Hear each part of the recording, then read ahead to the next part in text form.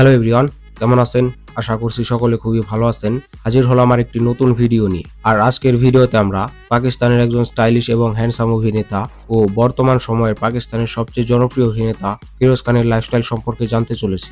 তো ফিরোজ খানকে আপনারা সেভাবে না চিনলেও ফিরোজ খানের ইশকিয়া ড্রামাটির ক্লিপ একবার হলেও দেখে থাকবেন, কারণ এই ড্রামাটির ক্লিপ 2020 বা 2021 সালের কোনো এক সময় ফেসবুকে খুবই ভাইরাল হয়েছিল। এই ড্রামার লিড রোলে ছিল ফিরোজ খান ও হানি আমির। আর আজকের এই ভিডিওতে আমরা ফিরোজ খান সম্পর্কে আলোচনা করব, আর পরের কোনো ভিডিওতে আমরা হানি আমিরের লাইফস্টাইল সম্পর্কে জানবো।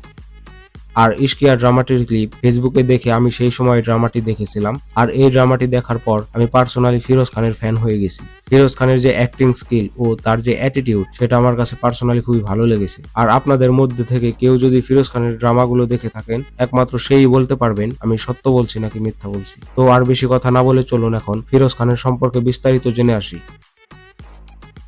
আর ভিডিও শুরু করার পূর্বে একটি কথা, সেটি হলো আমি ফিরোজ খানকে পার্সোনালি চিনি না। তো তার সম্পর্কে আমি আপনাদের যে তথ্যগুলো দেব তার সবগুলো ইন্টারনেট থেকে কালেক্ট করা। আর অবশ্যই এই তথ্যগুলো কোনো ট্রাস্টেড সাইট থেকে নেওয়া হয়েছে, আর সেই সাইটটার লিংক এই ভিডিওর ডেসক্রিপশন বক্সে দেওয়া থাকবে, চাইলে আপনারা সেই লিংকটা চেক করে আসতে পারেন। তো চলুন এখন ফিরোজ খান সম্পর্কে বিস্তারিত জানি। তার পুরো নাম হচ্ছে ফিরোজ খান মালিক, কিন্তু তিনি পেশাগতভাবে ফিরোজ খান নামেই পরিচিত। তো ফিরোজ খানের জন্ম পাকিস্তানের বেলুচিস্তান প্রদেশের কোয়েটায়, কিন্তু তিনি বর্তমানে পাকিস্তানের করাচিতে থাকেন এবং তার জন্মসাল হলো 11 জুলাই 1990 সালে। তো 2024-এর হিসাবে তার বর্তমান বয়স হলো 34 বছর। আর তার উচ্চতা হচ্ছে 5 ফুট 8 ইঞ্চি। আর কোনো জায়গায় তার উচ্চতা দেওয়া আছে হলো 5 ফুট 11 ইঞ্চি। আর কোনটা সঠিক সেটা আমি জানি না, আর এই কারণেই দুইটাই আপনাদের জানিয়ে রাখলাম। আর তার ধর্ম হচ্ছে ইসলাম। ফিরোজ খানের শিক্ষাগত যোগ্যতা সম্পর্কে তেমন কোনো তথ্য পাওয়া যায়নি, সব জায়গায় শুধু দেওয়া তিনি স্নাতক পাস। যাই হোক, ফিরোজ খানের বাবার নাম হলো আকিল আমজাদ এবং তার মায়ের নাম হচ্ছে সোফিয়া মালিক। আর ফিরোজ খানের মা বাবার সম্পর্কে এর বেশি তথ্য পাওয়া যায়নি। এখন তথ্য না পাওয়ার একটা কারণ আছে, সেটি হলো পাকিস্তানের অভিনেতা অভিনেত্রীদের নিয়ে মানুষের জানার আগ্রহ খুবই কম। কারণ হলো পাকিস্তানের ফিল্ম ইন্ডাস্ট্রি তেমন বড় না। এদের যে নাটক বা মুভিগুলো রিলিজ হয় সেটা শুধুমাত্র পাকিস্তানের মধ্যেই সীমাবদ্ধ থাকে। মাঝে মধ্যে হয়তো দু একটা নাটক বা মুভি পাকিস্তানের বাইরে যেমন বাংলাদেশও জনপ্রিয় হয়। আর ফিল্ম ইন্ডাস্ট্রি তেমন বড় না হওয়ার কারণে এদের দর্শকও কম। আর দর্শক কম হওয়ার কারণে এদের সম্পর্কে মানুষের জানার আগ্রহ খুবই কম। একই অবস্থা বাংলাদেশের ফিল্ম ইন্ডাস্ট্রিতেও। ফিল্ম ইন্ডাস্ট্রি ছোট এবং দর্শক কম। আর এই কারণেই বাংলাদেশ বা পাকিস্তানের কোনো অভিনেতা বা অভিনেত্রীদের নিয়ে ইন্টারনেটে তথ্য খুবই কম।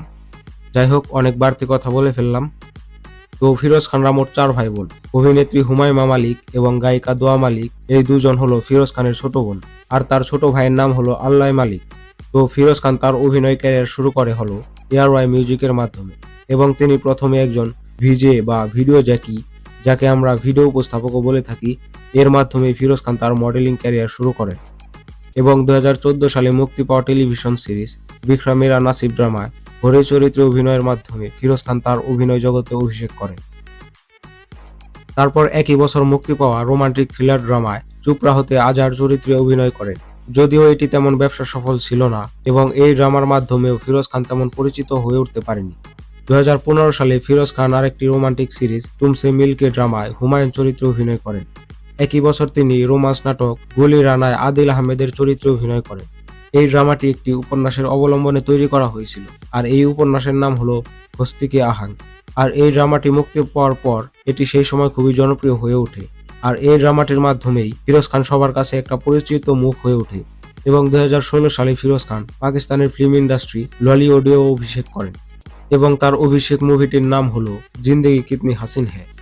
আর এই মুভিতে ফিরোজ খানের বিপরীতে ছিল সজল আলী। अगर आपको मम्मी डैडी में से किसी एक के साथ रहना पड़े। আর এই মুভিটি বক্স অফিসে ভালোই সাড়া ফেলেছিল। এই মুভির বাজেট ছিল 4 কোটি পাকিস্তানি রুপি এবং আয় করেছিল 10 কোটি পাকিস্তানি রুপি। আর এর IMDb রেটিং হলো 10-এ 5.6। তো মোটামুটি বলা চলে মুভিটি ভালোই ব্যবসা সফল হয়েছিল। এতে ছিল মুভির কাহিনী।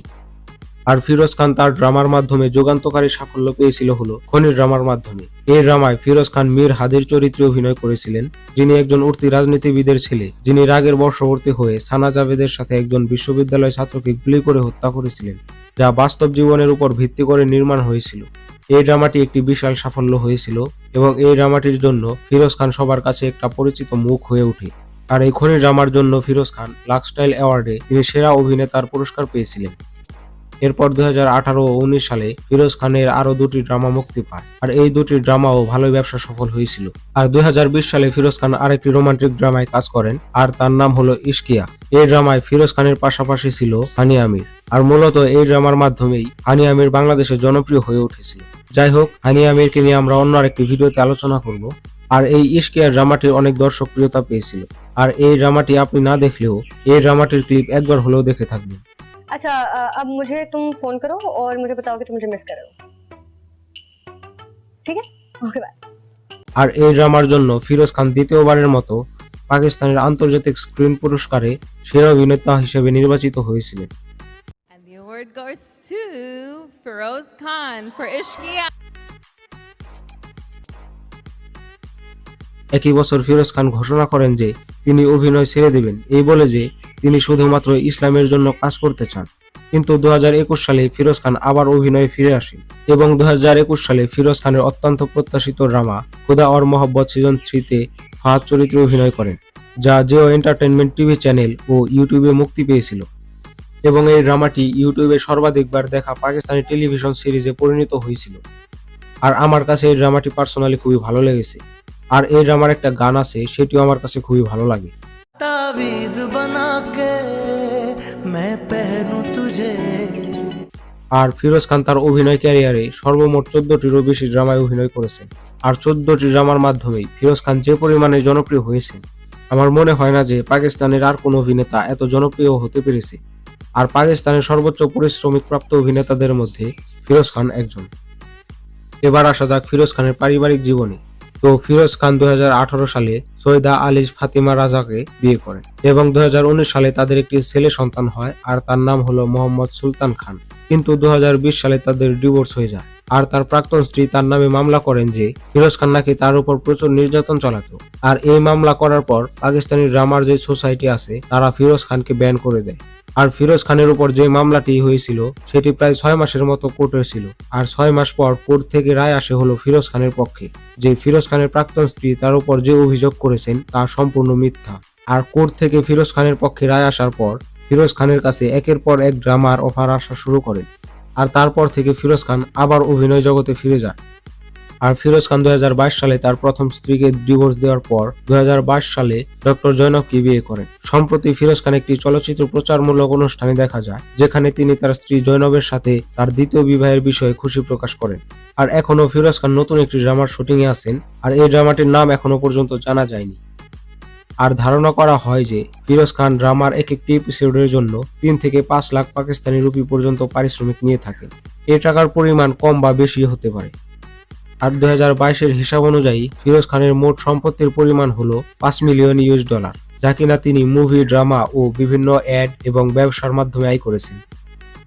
তো এখন জানা যাক ফিরোজ খানের কার কালেকশন সম্পর্কে। তো ফিরোজ খানের কাছে আছে হলো হোন্ডা CR-V, যার দাম বাংলাদেশি টাকায় 57 লাখ টাকা। দ্বিতীয় গাড়িটি হলো টয়োটা করোলা, যার দাম বাংলাদেশি টাকায় 40 লাখ থেকে 45 লাখ টাকা পর্যন্ত। 3 নম্বরে থাকা গাড়িটি হলো ল্যান্ড ক্রুজার প্রাডো, যার দাম বাংলাদেশি টাকায় 1,80 লাখ টাকার মতো। তো এই ছিল ফিরোজ খান সম্পর্কে। আর পাকিস্তানের অ্যাক্টরদের লাইফস্টাইল সিরিজ আনার কারণ হলো বর্তমান সময়ে আমাদের দেশে পাকিস্তানি ড্রামা খুবই জনপ্রিয় হয়ে উঠেছে। আর পাকিস্তানি ড্রামা দেখার পর সেই ড্রামাতে অভিনয় করা নায়ক নায়িকাদের সম্পর্কে আমাদের জানার কৌতূহল জাগে, কিন্তু দেখা গেছে ইউটিউবে সার্চ করলে পাকিস্তানি অ্যাক্টরদের সম্পর্কে কোনো তথ্য পাওয়া যায় না। ইউটিউব ভর্তি শুধু বলিউড নায়ক নায়িকাদের বায়োগ্রাফি ভিডিও। আমি বলিউড নায়ক নায়িকাদের ছোট করে কিছু বলছি না, যেটা সত্য আমি সেটা আপনাদের জানালাম। তো যারা পাকিস্তানি ড্রামা দেখেন তাদের জন্য এই ভিডিওগুলো খুবই ভালো লাগবে, কারণ আগামী দিনগুলোতে আমরা পাকিস্তানি অ্যাক্টরদের লাইফস্টাইল সম্পর্কে জানতে চলেছি। তো আপনারা যারা পাকিস্তানি অ্যাক্টরদের সম্পর্কে জানতে চান তারা এই চ্যানেলটি ফলো করতে পারেন। আর পরবর্তী ভিডিও কোন টপিকের উপর চান সেটিও আমাদের জানাতে পারেন। তো দেখা হচ্ছে পরের কোনো ভিডিওতে। আর পরবর্তী ভিডিও আসার আগ পর্যন্ত ভালো থাকবেন, সুস্থ থাকবেন। আল্লাহ হাফেজ।